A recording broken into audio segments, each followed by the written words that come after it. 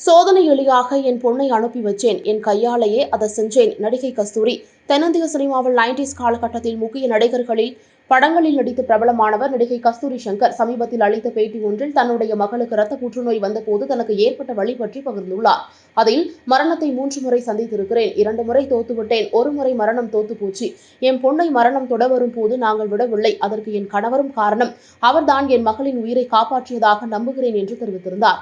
மேலும், என் மகளை மருத்துவமனையில் அட்மிட் செய்ய வேண்டும் என்று சொன்ன அடுத்த 7.5 வருடம் என் மகளுடன் நானும் ஹாஸ்பிட்டலில் தான் இருந்தேன். கடந்த 7.5 வருடமாக நான் நிம்மதியாக தூங்கியது இல்லை. குறைந்தபட்சம் 5 மணி நேரம் மட்டும்தான் தூங்கி இருப்பேன். புற்றுநோயோடு போராடி என் மகள் மீண்டு வருவாளா இல்லையா என்ற கேள்வியுடன் ஒவ்வொரு நாளும் நகர்ந்தது. இப்போதுதான் நான் நிம்மதியாக தூங்குகிறேன். என் மகளின் தலையில் கை வைக்கும் போது முடி கொத்து கொத்தாக வந்தது. அவளை ஹாஸ்பிட்டலுக்குள் நாங்கள் அவளை அனுப்பும் போது ஒரு சோதனை எலியாகத்தான் அனுப்பினோம். அவளுக்கு ஊசி நான் தான் போட்டுக் கொண்டிருந்தேன். தினமும் ஸ்டெராய்டு ஊசி போட்டதால் அவளுடைய எலும்புகள் எல்லாம் பலனில்லாமல் போய்விட்டது. பர்கர் சாப்பிடும் போது அவளுடைய பல் அந்த பர்கரில் வந்து விட்டது. அவ்வளவும் பலமில்லாமல் அவள் மாறியிருந்தாள்.